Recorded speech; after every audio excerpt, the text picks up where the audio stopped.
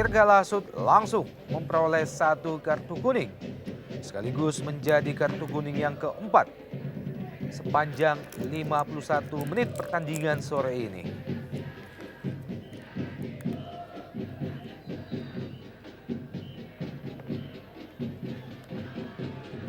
Wow, sebuah tendangan keras yang sangat berbahaya dilepaskan oleh Marcio Souza. Dan ini adalah yang kedua kalinya bola mati melalui kaki Marcio Souza nyaris menjebol gawang Fauzal Mubarok. Ya, kita lihat bagaimana tembakan itu sebenarnya tepat ke tengah, cuma posisi Mubarok yang sedikit tidak tepat.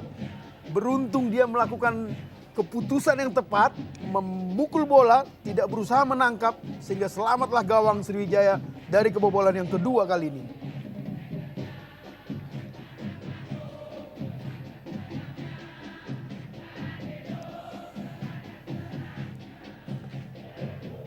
Danilo Fernando, wow, gol!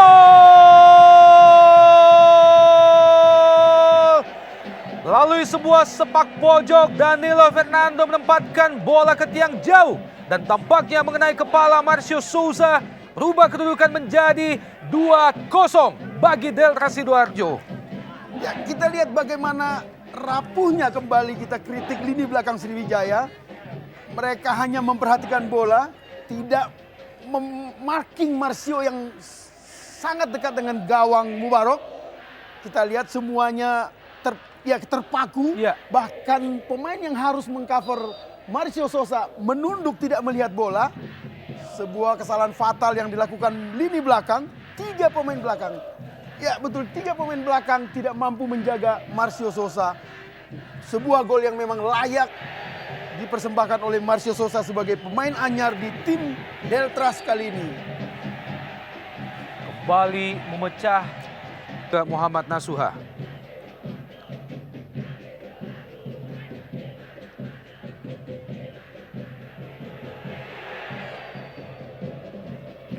Ya, kita lihat bagaimana positioning yang bagus dari Marcio Souza dalam menerima bola. Beruntung Mubarok dengan tepat keluar dari sarangnya. Kita lihat bagaimana kembali lini belakang Sriwijaya. Di sisi sebelah kiri, Dirga Lasut, Muhammad Ridwan tadi, Firman Utina. Pelanggaran terhadap Firman Utina dikawal oleh 2 pemain sekaligus. Pelanggaran tampaknya oleh Widi Susanto, pemain yang baru saja masuk menggantikan Dodok Anang. Ya, ini sebuah peluang emas. Posisi yang sangat ideal. Kit Kayamba Gams, Muhammad Ridwan. Ya, kita nantikan keputusan dari wasit. Tampaknya mengenai lengan Anang Ma'ruf dan menghasilkan handball sekaligus tendangan. Penalti yang kedua bagi Sriwijaya FC. Ya, kita lihat dengan jelas. Ya. Bola memang gerakan tangan dari Anang sangat aktif dalam mengganggu arah bola. Sebuah keputusan yang tepat dari wasit Najamuddin. Kita tentunya berharap suasana sportif penuh fair play tetap diusung oleh seluruh pemain atas setiap keputusan wasit.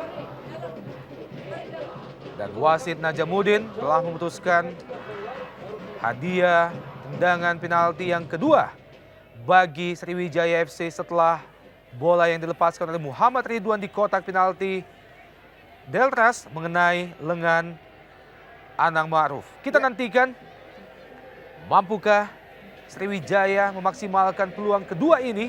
Ya, menarik kita lihat bagaimana Gam berani mengambil kesempatan kedua. Dia harus melawan mental dia sendiri karena gagal. Apakah dia menembak ke arah yang sama? Ini salah satu daya tarik Bung di sepak bola. Gam bertarung dengan dirinya sendiri. Gams dan luar biasa. Gol! Kali ini setelah 2 kali tendangan penalti yang dieksekusi oleh kapten kesebelasan Sriwijaya, Kit Kayamba Gams berhasil merubah kedudukan menjadi 2-1. Ya, nyaris kembali terulang nasib sial karena kita lihat gerakan yang tepat dari seorang Yanuar Fernanda ke arah yang tepat. Hanya saja bola memang lebih cepat beberapa detik dari gerakan dari Yanuar. Maka berhasillah Gam mengalahkan nasib sial yang dialami pertama.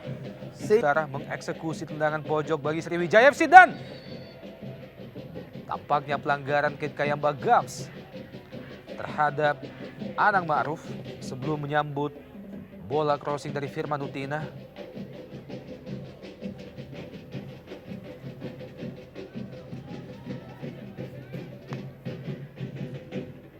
Danilo Fernando kali ini berhasil menguasai bola. Danilo Fernando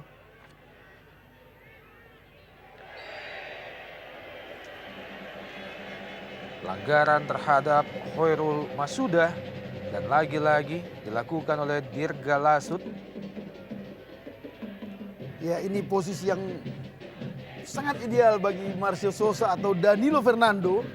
Kita tahu dua pemain Amerika Latin ini memang sangat piawai. Delta Mania. Ya, memang hal yang wajar karena mereka akan menghadapi Delta. Wow! Tampak sebuah tendangan dari jarak yang cukup jauh dan gol!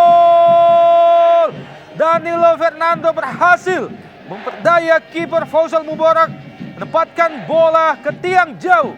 Merubah kedudukan menjadi 3-1 bagi Delta Sidoarjo. Ya, kita lihat bagaimana pemain belakang dari Sriwijaya membiarkan Danilo dengan leluasa menggiring bola, bahkan melihat peluang. Kita lihat di sini, Bung, ya, bagaimana Supardi gagal. Kita lihat tidak ada satupun yang membantu Supardi untuk menghadang gerakan dari Danilo sehingga dia menembak bola dengan akurat ke sisi kiri Mubarak, membuat tim tuan rumah Deltras atau The Lobster unggul 3-1. Menghadapi sebuah kenyataan bahwa sejauh ini mereka telah tertinggal 3-1 oleh tim promosi dari divisi utama Delta Sidoarjo. Cristiano Lopez, Marcio Souza, maksudnya kembali ke Cristiano Lopez, masih Marcio Souza, crossing dan ya! Kembali, Bung, kita lihat bagaimana 6 pemain belakang Sriwijaya dengan kita lihat bagaimana dengan cerdiknya hanya 3 atau 2 pemain penyerang dari Deltras mampu membuat mereka terperangah, tidak mengantisipasi gerakan lawan, semua perhatian hanya ke bola. Untung tendangan masih jauh di sebelah kanan gawang Mubarak, Bung. Sebuah first time yang dilepaskan oleh Ferry Aman Saragi masih tipis.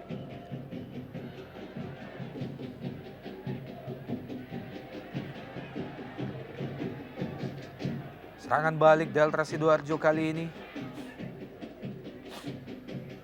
Danilo Fernando, Marcio Souza, Ferry Aman Saragi, Sutikno yang dituju, dibayang-bayangi oleh Ponario Astaman. Ya, tampaknya sebuah gerakan yang dilandasi rasa frustrasi karena sudah tertinggal 1-0. Kita lihat bagaimana gerakan yang nyaris tidak layak dilakukan oleh seorang pemain nasional seperti Ponario. Kita lihat gerakan kaki yang ya tidak berhenti untuk menghindari benturan dengan Tikno. Sayang memang.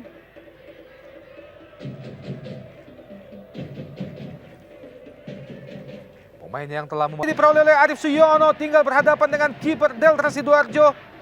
Crossing dari Ponario Astaman kali ini Kit Kayamba Gams yang dituju. Luar biasa Yanuar memang.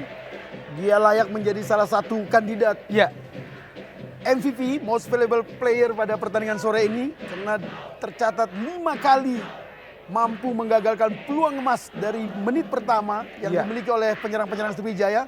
salah satunya adalah tendangan penalti. Ya, kita pada lihat babak bagaimana pertama. reaksi yang tepat, timing, menutup, dan mempersempit jarak tembak yang dilakukan oleh Arif Suyono. Walau harus kita lihat bagaimana Ponario Astaman. Pelanggaran kali ini oleh Wahyu, pemain pengganti dari Delta Sidoarjo. ya memang ini yang kita katakan tadi. Wahyu memang ditugaskan oleh Mustakin untuk sebagai destroyer. Terutama target dia bukan cuma Ponario. Kita lihat bagaimana Mustakin menyebut nama Mayadi tadi. Ya. Kembali peluang, ya.